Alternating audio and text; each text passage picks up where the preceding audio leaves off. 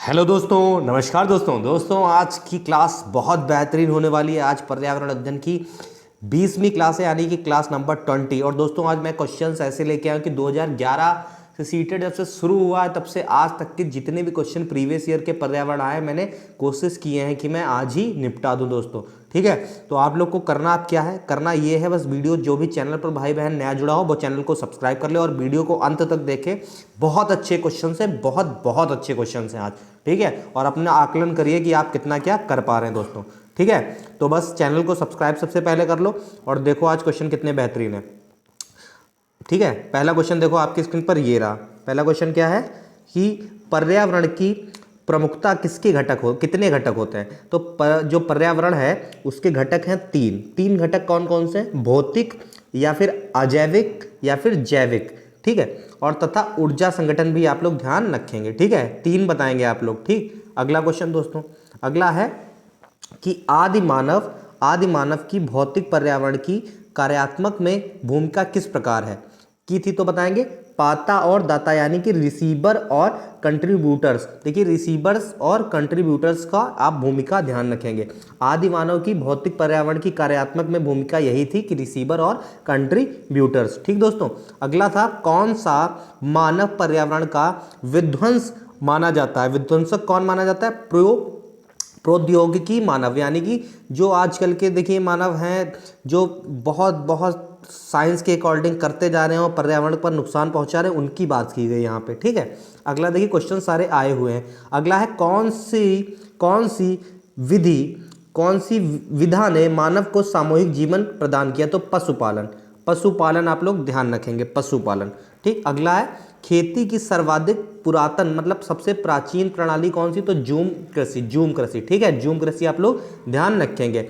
अगला है विश्व तथा भारत में आज भी जूम या फिर स्थानांतरण कृषि कहाँ पर प्रचलित है। देखिए जूम कृषि ही ऐसी होती जो एक दूसरे से मतलब लोग ट्रांसफर करते रहते हैं जगह को और कहीं ना कहीं खेती करते रहते हैं बंजर जमीन करके। ठीक, कहाँ होती है? दक्षिण और दक्षिणी पूर्व एशिया और पूर्वोत्तर भारत में ज़्यादातर होती है, जैसे असम वगैरह की बात अगर करें।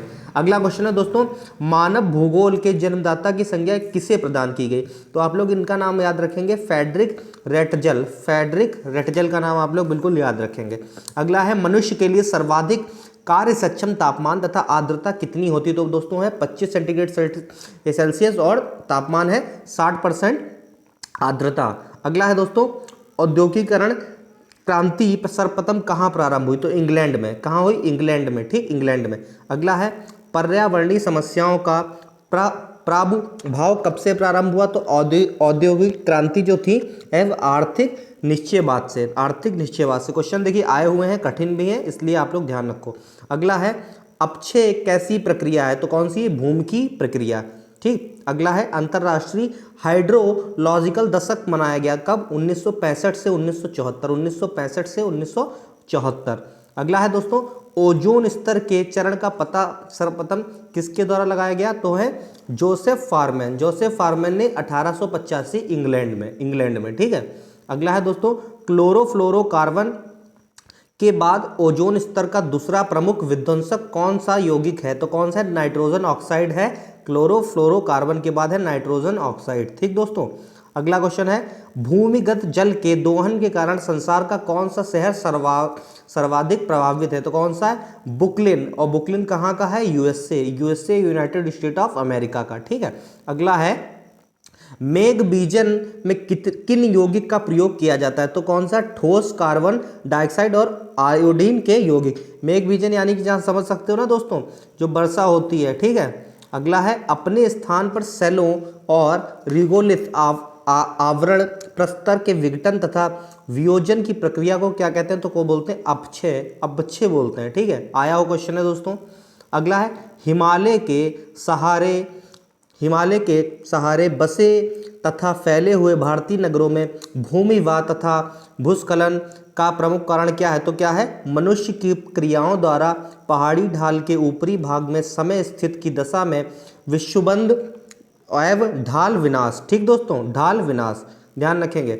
अगला है दक्षिण पूर्व संयुक्त राज्य अमेरिका का नरक किस नदी को कहा जाता है, तो टेंसी नदी जो है उसे बोलते हैं दक्षिण दक्षिण मतलब यानी कि अमेरिका का नरक, ठीक है, दक्षिण पूर्व संयुक्त राज्य अमेरिका। अगला है भारत की दामोदर नदी परियोजना किस नदी परियोजना की अनुकृत है? अनुकृत यानी कि किससे संबंधित, किससे ली गई? तो टेंसी घाटी परियोजना जो 1940 में थी यूएसए की, उससे ही दामोदर नदी परियोजना। दामोदर नदी कहाँ का शोक माना जाता है? तो ये बंगाल की शोक नदी कही जाती है। विश्व की सर्वाधिक अवसाद या का परिवहन करने वाली दो नदियां कौन कौन सी?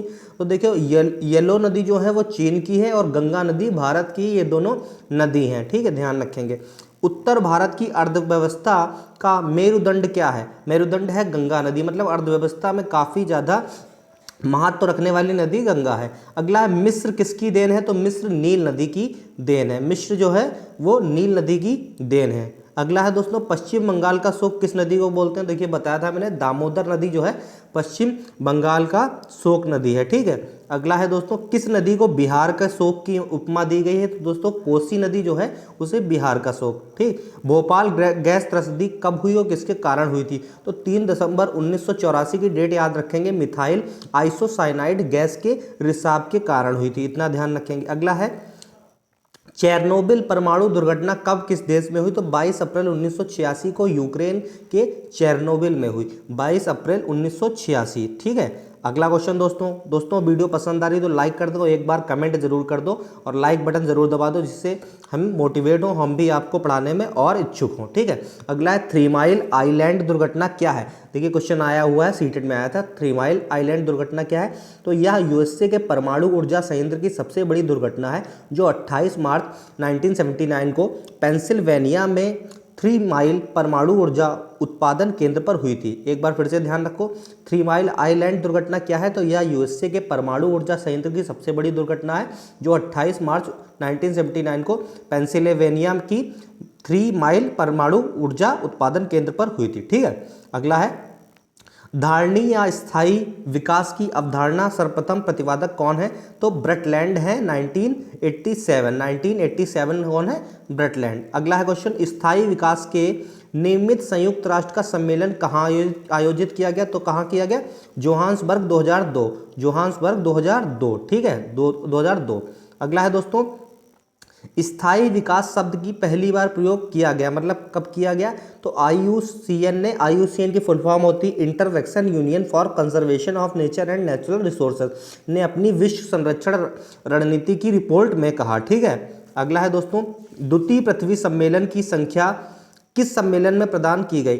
ठीक है, तो करी गई जोहान्सबर्ग सम्मेलन 2002, मैंने बताया था ऊपर 2002, ध्यान रखेंगे, ऐसे क्वेश्चन आएंगे हूबहू यही आपको देखने को मिलेंगे। अगला है धारणी विकास की मुख्य 5 क्षेत्र कौन कौन से हैं? तो ऊर्जा है, जल है, स्वास्थ्य है, कृषि है और जैव विविधता है। बताइए कौन सा? ऊर्जा है, जल है, स्वास्थ्य है, कृषि है और जैव विविधता है, ठीक, 5 ये हो गए। अगला है दोस्तों भारत में धारणी विकास की दृष्टिकोण से विद्युत उत्पादन का सबसे अच्छा स्रोत कौन सा है? तो क्रमशः है पवन और जल विद्युत ऊर्जा, सौर, पवन, फिर देखिए सबसे पहले सौर है, पवन है, सौर ऊर्जा है, पवन ऊर्जा, फिर जल विद्युत योजना, ठीक, मतलब ऊर्जा, ठीक। अगला है धारणी विकास किसकी उपयोग में संदर्भ अंतर पीढ़ीगत संवेदशीलता का विषय है? तो कौन सा? प्राकृतिक संसाधन का, प्राकृतिक संसाधन, ठीक दोस्तों। आज क्वेश्चन अच्छे लेवल के हैं तो आप लोग इनको भी प्रिपेयर करना बहुत आवश्यक है। अगला भारत में गैर परंपरागत ऊर्जा स्रोत विभाग की स्थापना कब की गई? मोस्ट इंपॉर्टेंट 1982 की डेट याद रखोगे, गैर परंपरागत स्रोत विभाग की, ठीक।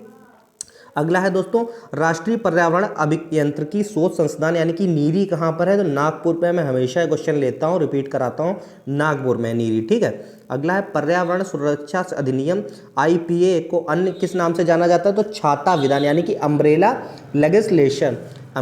लेजिस्लेशन, जिसके मतलब शाखाएं काफ़ी इसके नीचे हों। अगला है भारतीय नवीकरणीय ऊर्जा विकास अधिकरण की स्थापना कब की गई? 1987, ठीक दोस्तों, 1987।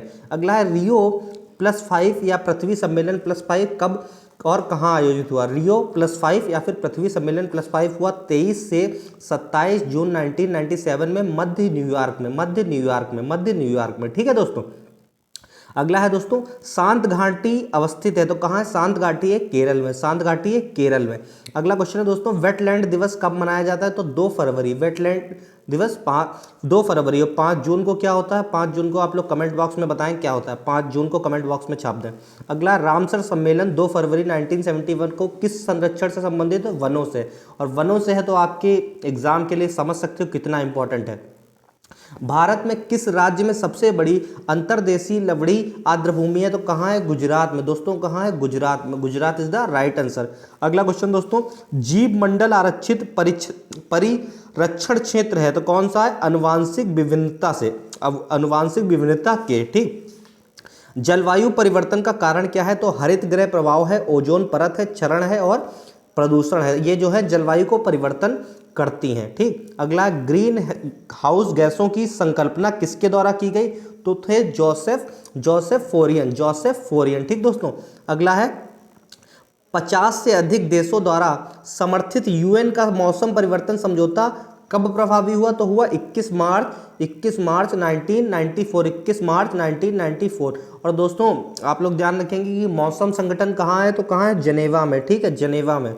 अगला है दोस्तों, कार्बन डाइऑक्साइड का सर्वाधिक उत्सर्जन करने वाला देश कौन है? दोस्तों चीन है, जहां सबसे ज़्यादा जनसंख्या होगी वहां ये सबसे ज़्यादा होगा। अगला है दोस्तों, मानव की कौन सी क्रिया जलवायु से सर्वाधिक प्रभावित होती है? तो कौन सी है दोस्तों?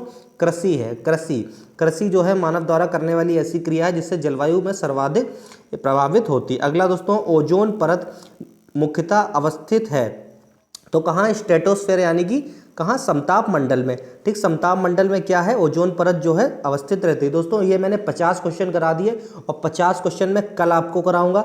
यहीं से वीडियो कंटिन्यू करेंगे और ये वीडियो यहीं पे समाप्त करेंगे। अब आप सभी से निवेदन है, R स्टडी पॉइंट को सब्सक्राइब कर दो और वीडियो अच्छी लगी हो तो शेयर कर दो और आप लोग ऐसे ही प्यार बनाए रखो और एक कमेंट ज़रूर आपका मुझे चाहिए। कमेंट एक आप लोग को ज़रूर करना है और 5 जून बताएंगे 5 जून को कौन सा दिवस मनाया जाता है। दोस्तों ये वीडियो यहीं पर समाप्त करेंगे। जय हिंद, जय भारत।